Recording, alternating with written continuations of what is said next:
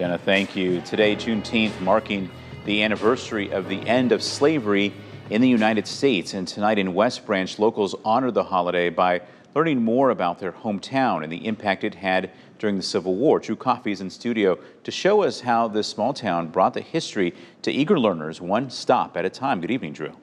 Good evening, John. About 50 minutes away from the Quad Cities is Cedar County, a place with historical ties to the Underground Railroad during the Civil War, traveling through, as you can see here, Mechanicsville, Tipton, and finally West Branch. Now, West Branch residents took a step into the history books, one that some were unaware of. How art thou?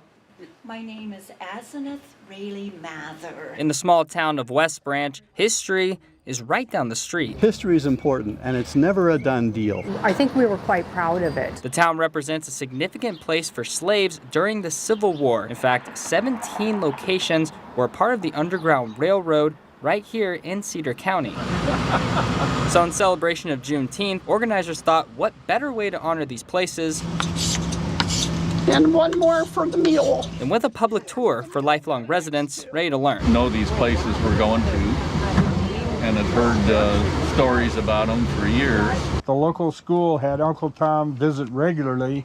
Locations like this cemetery housed slaves looking for help during the 1800s. Well-known abolitionist John Brown even lived just outside of West Branch for 2 years. Here we were reading about it in textbooks, but then we could also talk about Springdale and just right down the road from where we lived. Martha Moore Davis grabbed a seat on the bus and says these historical roots transcends generations. And I think I felt that way. I think my mom and dad did, my brothers and my sister. And then also the fact that this is where Herbert Hoover was born, and that's definitely a very significant part of West Branch. And for people like Jim Glasson and Kathleen Darling, who are telling the stories of the past, the turnout is inspiring. It is very satisfying. It's very heartening to see how people work together and how brave people were, that they could lean on what they believe. The idea of acknowledging each other's basic humanity is something that's not very popular in social media these days, but it's the glue that holds us all together.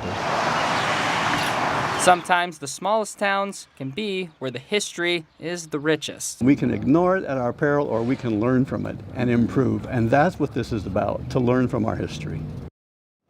Now, the footage you're seeing right here is from the Springdale Friends Cemetery, where the first Quaker church was located, also known as the First Church in Cedar County. The cemetery, now a resting place for slaves and settlers who joined John Brown in the raid on Hopper's Ferry, a military move that escalated tensions between the North and the South, pushing the U.S. closer to the Civil War. John? Drew, so much important history there. Thank you. This tour ends a week of Juneteenth celebrations in West Branch, including educational activities for children and historic displays at the Black Rose Bookstore.